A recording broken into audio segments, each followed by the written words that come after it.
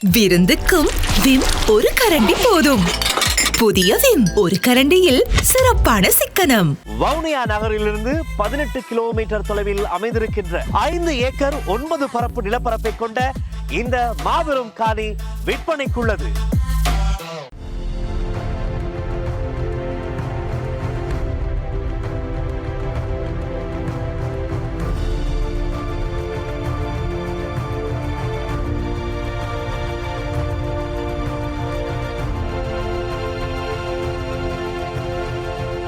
வணக்கம்.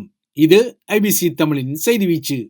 இலங்கையில் கடந்த அரை வருட காலத்துக்கு முன்னர் இதேபோன்ற ஒரு 22ஆம் தேதி அன்று ஸ்ரீலங்காவின் 9வது நிறைவேற்று அரசு தலைவர் என்ற முதன்மை தலையாரி பொறுப்பை ஏகேடிஆர் பெற்றுக்கொள்ளும் வகையில் ஒரு தேர்தல் முடிவு வந்தது. அதாவது ஏகேடிஆர் இந்த வெற்றியை பெற்று இன்றுடன் 6 மாத காலம் கடக்கின்றது. 6 மாத காலத்துக்கு முன்னர் இதேபோன்ற ஒரு 22ஆம் தேதி அன்று ஏகேடிஆர் பெற்ற வெற்றிக்காக தெற்கில் கொளுத்தப்பட்ட வெடிச்சத்தங்களுக்கும் நேற்றிரவு மாத்தறையில் உள்ள இலங்கை தீவின் தென்கோடி முனியான தேவேந்திர முனையில் ஒலித்து கொண்ட வெடிச்சத்தங்களுக்கும் இடையில் நிறையவே வித்தியாசம் இருந்தது. நேற்றிரவு கேட்ட இந்த வெடிச்சத்தத்துக்கு பின்னால் துப்பாக்கி சூடொன்றில் 2 இளைஞர்கள் பலியானதான செய்தி இன்று அதிகாலையே வந்தது.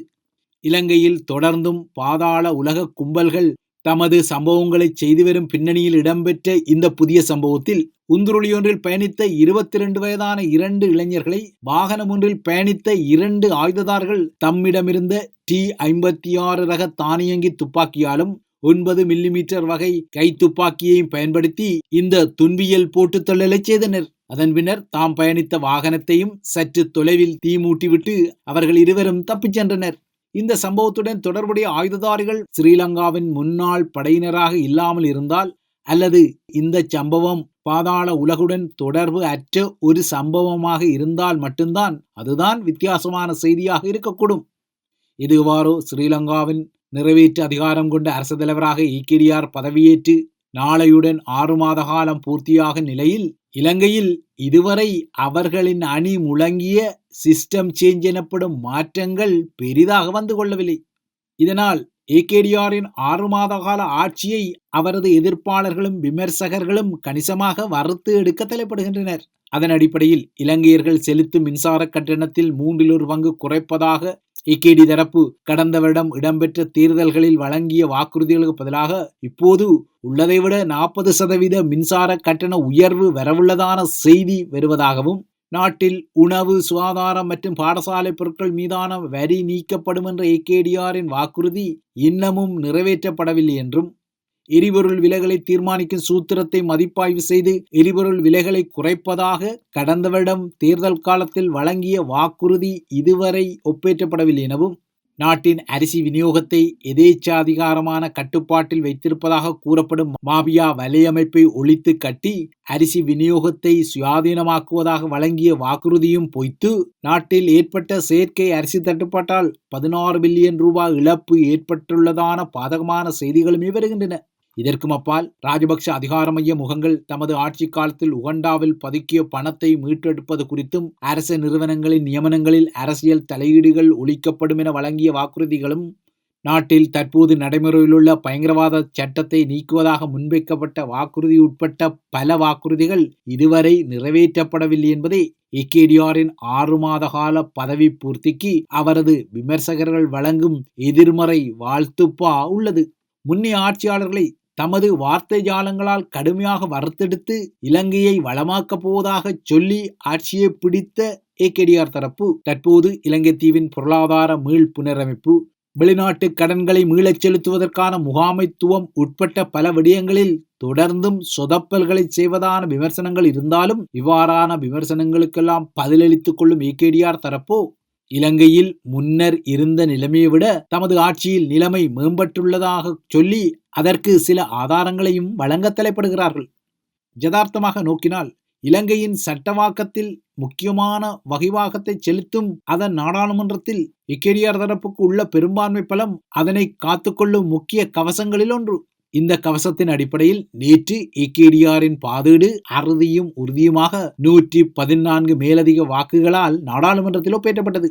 இந்த பாதீட்டில் அரச வருமானம் 4990 பில்லியன் ரூபாவாகவும் அரச செலவீனம் 7190 பில்லியன் ரூபாவாகவும் கணிப்பிடப்பட்டு இவ்வாறாக இருக்கக்கூடிய வரவுக்கும் செலவுக்கும் இடையிலான துண்டு விழும் தொகையும் 2200 பில்லியன் ரூபாவாக இருந்தாலும் இந்த வரவுக்கும் செலவுக்கும் உரிய முன்மொழிவுகளுக்கு ஆதரவாக 159 வாக்குகளும் எதிராக 49 வாக்குகளும் நேற்று ஸ்ரீ ஜெயவர்தனபுர அரங்கில் கிட்டிக்கொண்டன.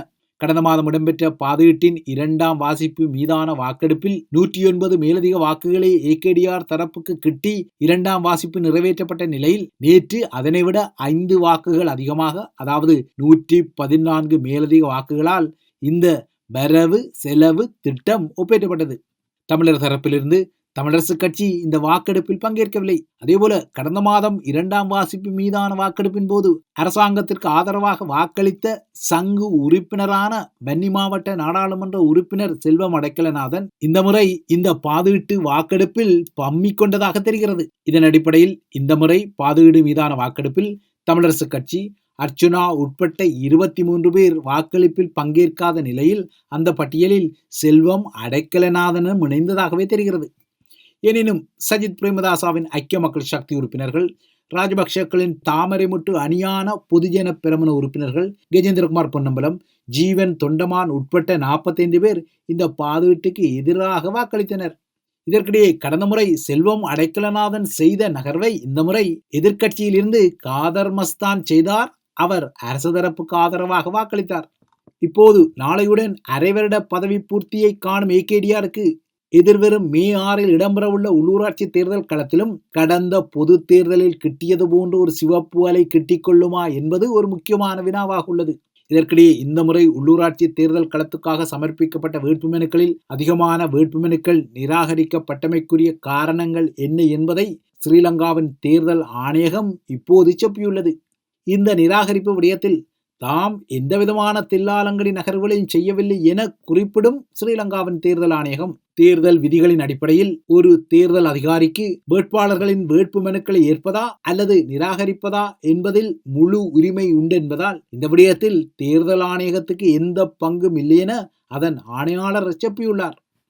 இந்த முறை அதிகமான வேட்புமனு பட்டியல்கள் நிராகரிக்கப்பட்டமைக்கு முக்கிய காரணமாக தேர்தல் வேட்புமனு தாக்கல் விதிகளில் கோரப்பட்டது போலவே பெண்கள் மற்றும் இளையோர் பிரதிநிதித்துவத்தின் நிர்ணயிக்கப்பட்ட சதவீதத்தை பல கட்சிகள் மற்றும் சுயேட்சை குழுக்களின் வேட்பாளர் பட்டியல்கள் பூர்த்தி செய்ய தவறியதாகவும், அதேபோல வேட்பாளர்களின் வயதை நிரூபிப்பது உட்பட்ட சில ஆதார ஆவணங்கள் முறையாக சமர்ப்பிக்கப்படாதமையுமே இந்த நிராகரிப்புக்கான காரணங்கள் என தேர்தல் ஆணையகம் கூறுகிறது.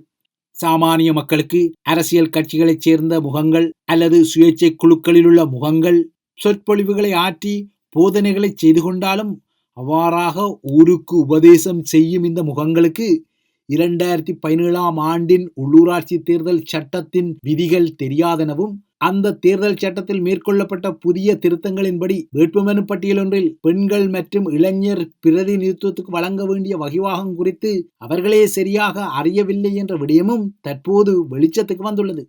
அதாவது அரசியல்வாதிகளை பொறுத்தவரை ஊருக்குத்தான் உபதேசம், எனக்கு அல்ல என்ற பாணியில் இந்த சொதப்பலை செய்ததால் அவர்களின் வேட்புமனுக்கள் நிராகரிக்கப்பட்டுள்ளன.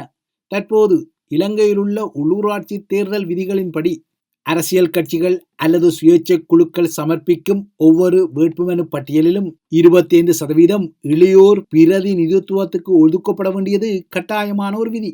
அதேபோல விகிதாசார பிரதிநிதித்துவ பட்டியலின் மூலம் 50% பெண் வேட்பாளர்களுக்கு இடமளிக்க வேண்டும். இவ்வாறாக உள்ள விதிகளில் இளையோர் பிரதிநிதித்துவத்தை கொண்டவர்களின் வயதை குறிப்பிடுவதற்கு சான்றளிக்கப்பட்ட பிறப்புச் சான்றிதழ்கள் போன்ற துணை ஆவணங்கள் ஒவ்வொரு வேட்பாளர் பட்டியலிலும் சேர்க்கப்பட வேண்டிய நிலை இருக்க, இந்த முறை தமிழ் தேசிய கட்சிகள் உட்பட்ட தரப்புகள் இந்த விடயத்தில் சொதப்பிக் கொண்டதால் அவர்களின் வேட்புமனுக்களும் நிராகரிக்கப்பட்டுள்ளன. இதேபோல வேட்பாளர் பட்டியல்களை சமர்ப்பிக்க போதுமான நாட்கள் இருந்த போதிலும் வேட்புமனு தாக்கலின் இறுதி நாளன்று இறுதி நேரத்தில் திமுவென தமது பட்டியல்களை சமர்ப்பித்துக் கொண்டதால் அவ்வாறாக சமர்ப்பிக்கப்பட்ட வேட்புமனுக்களை குறித்த காலக்கெடுவுக்குள் ஏற்க முடியாவிட்டால் அவற்றை நிராகரிப்பதை தவிர வேறு வழியில்லை எனவும் ஸ்ரீலங்கா தேர்தல் ஆணையகம் ஓரளவு தினாவட்டாக சொல்லியிருப்பது சர்ச்சைக்குரிய ஒரு விடயமாக உள்ளது.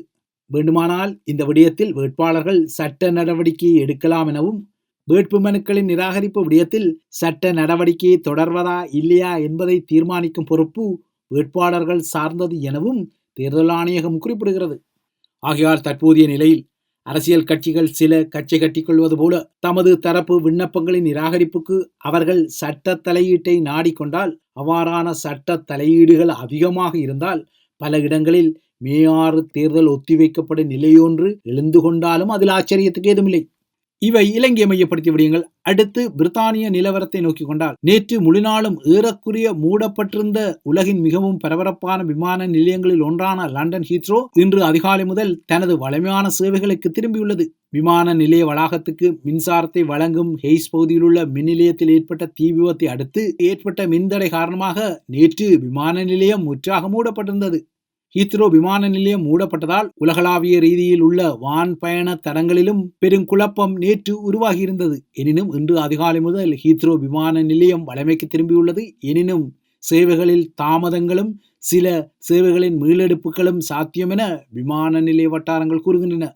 விமான நிலையத்துக்கு அருகேயுள்ள துணை மின் நிலையத்தில் ஏற்பட்ட தீ விபத்து பயங்கரவாதம் அல்லது சந்தேகத்துக்குரிய காரணங்களால் ஏற்பட்டதாக இதுவரை நம்பப்படவில்லை என லண்டன் பெருநகர காவல்துறை குறிப்பிடுகின்றது. எனினும் இந்த விடயத்தில் ஸ்காட்லாந்து யார்ட் விசாரணைகள் தொடர்ந்து நடைபெற்று வருவதாகவும் பெருநகர காவல்துறை தெரிவித்துள்ளது. இவைதான் ஐபிசி தமிழின் செய்தி வீச்சு. தொடர்ந்தும் ஐபிசி தமிழுடன் இணைந்திருங்கள்.